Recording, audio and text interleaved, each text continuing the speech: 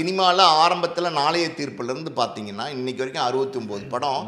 69 படத்தில் வந்து இவ்வளோ பெரிய உச்சத்துக்கு வந்திருக்காரு, இவ்வளோ பெரிய டாப் ஸ்டாராக வந்திருக்காரு. 33 வருஷம் அந்த சினிமா ட்ராவலில் மேக்சிமம் விஜயோட படங்கள் வந்து வெற்றி படங்களாக இருந்தது. கண்டிப்பாக நிறைய தோல்வி படங்கள் அது எல்லா நடிகர்களுக்குமே கேரியரில் இருக்கும். அப்படி இருக்கும்போது ஒரு சினிமாவை நேசித்து சினிமாவில் ஒரு பெரிய வெற்றி அடையணும்னு நினச்சி வைராக்கியத்தோடு சினிமாவுக்கு வந்த ஒரு நடிகர் இன்றைக்கி அந்த வெற்றியும் அடைஞ்சிட்டார். இன்றைக்கி வந்து எப்படின்னா தமிழ் சினிமாவில் ரஜினிகாந்த் தான் சூப்பர் ஸ்டார், அதில் மாற்று கருத்தே கிடையாது. ஆனால் ரஜினிக்கு ஈக்குவலாக, இன்னும் சொல்லப்போனால் ரஜினிக்கு ஒரு படி மேலே ஒரு மாசான ஸ்டார் அப்படின்னா அது விஜய் தான். காரணம் என்னென்னா விஜய்க்கு அந்த சம்பளமும் ஜாஸ்தி, விஜய்க்கான பிஸ்னஸ் ஜாஸ்தி, விஜய்க்கான ஓப்பனிங் ஜாஸ்தி, விஜய்க்கான எப்படி சொல்கிறது கலெக்ஷன் ஜாஸ்தி, விஜய்க்கான ரசிகர்கள் இருக்காங்கல்ல அதுவும் பயங்கரமான ஒரு கூட்டம், ரசிகர்கள் கூட்டம் இருக்குது. ஸோ இப்படிப்பட்ட ஒரு ஸ்டாராக இருக்கிற ஒரு விஜய் இன்றைக்கி ஒரு 50 வயசு தான், ஒரு மிட் ரேஞ்சில் இருக்கிற ஒரு ஆர்டிஸ்ட் தான்.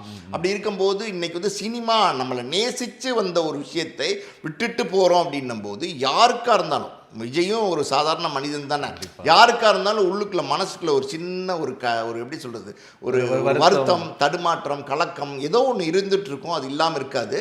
பட் இருந்தாலும் அவர் அடுத்த அரசியலுக்கு போகணும்னு நினைக்கிறாரு, வந்துட்டார்.